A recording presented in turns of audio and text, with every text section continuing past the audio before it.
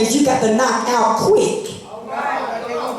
Caleb said, he tried to encourage, he said, let's go at once and take the land. We can certainly conquer it. But the other men, Lord, who had explored the land with him answered, we can't go up against them. There are always going to be some hecklers and some haters. They are stronger than we are, they said, so they spread discouraging reports about the land among the Israelites. The land we explored will swallow up any who go to live there. All the people we saw were huge. We even seen giants there, the descendants of Anak. We felt like grasshoppers next to them, and that's what we looked like to them. Somebody clap their hand.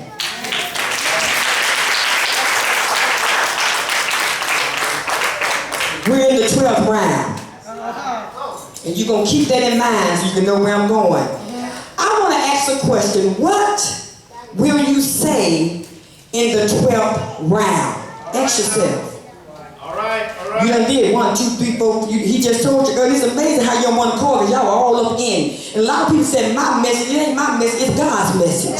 And when you start looking at it like that, you won't be hating on one another. He doing my message. No, when something is called together and orchestrated by God, everybody in the room will say the same thing. In the mind of successful people, you find out the ingredients for champions. He talked about champions. It's easy to smile when things are going good, would you say? But a true champion is tested when you can't smile, when you really got to smile, when real personal problems, and you smile when you really don't feel like it, and you go on anyway. In any boxing arena, starting off, you have stamina. In other words, you have tolerance. You got a little wind. You know, you done jumped your rope. You swear you're bad. You done ran up the steps like Rocky. You done talk real bad, and you done watched the move, and you done psych yourself up. That's when you're starting off. You think you can whoop everybody in. But when you've been pushed to the limit and pushed to the end, when you give it everything you got, one more round. We're in the 12th round now. They tell me when Tyson fought Foreman, whatever his name is, y'all men know, he told himself in the 10th round that I will die before I let him beat me. Is anybody in the ring tonight that would say, I will die first before I let the devil take my family? I will die first before my child dies of AIDS. I will die first before my boy get on drugs. I will die first before the enemy conquer me. That's how he ended up winning. What will you say in the 12th round? The first thing that flashes before a person's eyes in the 12th round is that number one, who am I fighting for? And I know y'all deep saints want to say, I'm fighting for Jesus now. Sometimes you need something tangible, and God made you, baby. He know. That's right. When I looked at Rocky and he was on the floor, they hit him and he went down slow. He said, see, sometimes you gotta have something tangible to look at. What are you fighting for? See, sometimes the devil tripping and he messing with my body. I said, Poonie, Kira, Destiny, Bishop. I don't always call Jesus. Sometimes I said, faith in action. Who? How you fighting for? That's the first thing that flashes before your eyes. Because somebody in the 12th round got to go down. There is there ain't no getting out the ring in the 12th round. Do you know who you're fighting for? Somebody said they fighting for their mother. Somebody said they fighting for their brother. Somebody fighting for their kids. Even though bruised and battered, who do you see when you're in the 12th round? Who do you see when you're in the 12th round? I heard Paul say, all things are not lawful for me, but they're not expedient for me. In other words, it ain't sin that I do it, but it just might not be good that I do it. I suffer so much in my body till I ran up on the scripture that Paul said, I live for y'all. Sometimes it feels like my last breath when it go out my body. I said, Lord, I live the church. I must live for my grandchildren. Who do you see in the 12th round? Oh, Jesus.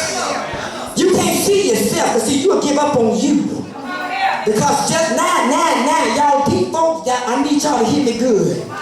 Anybody that heard Sister Rodgers know she'll tell on herself. Because the Lord spoke to me years ago, and he said, your life don't belong to you. He said, your life will become a message. So I don't care about you talking about me. What I said, please run and tell it. I give you permission. Tell the world, baby. Tell it. Tell it. Just the other week, Pastor Cole.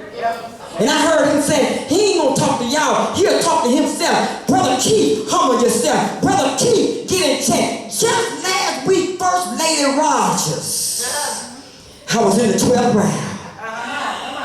And those that know that I had seizures, and those that know I was delivered from lupus, and those that know I was delivered from the crazy house, those that know I tried to kill myself, those that know I've been molested, guess what?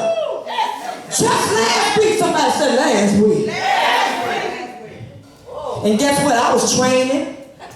I was going to church on time. I was in Sunday school. Sometimes I had to teach it. I was reading my Bible, getting up at 3 praying. But the devil came and said, kill yourself. He just said the very thing that you think you delivered for, he'll come back. And all these years, that joker had the nerve to tell me to kill myself. And with everything up in me, in my body, in my bones, in my soul, I wanted to die.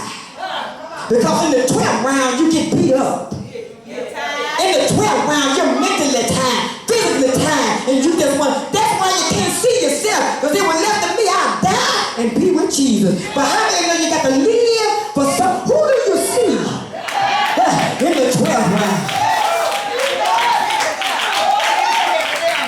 And the pill, because you know, in my condition, I got a lot of pills. I can give you medicine. I can be a doctor.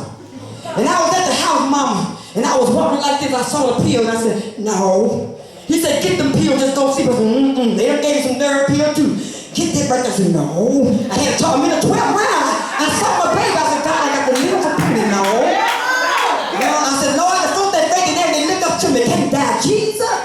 Then I thought about the reason. She said she looked up to me. God, oh, okay. In the 12th. Who do you see? In the 12th round.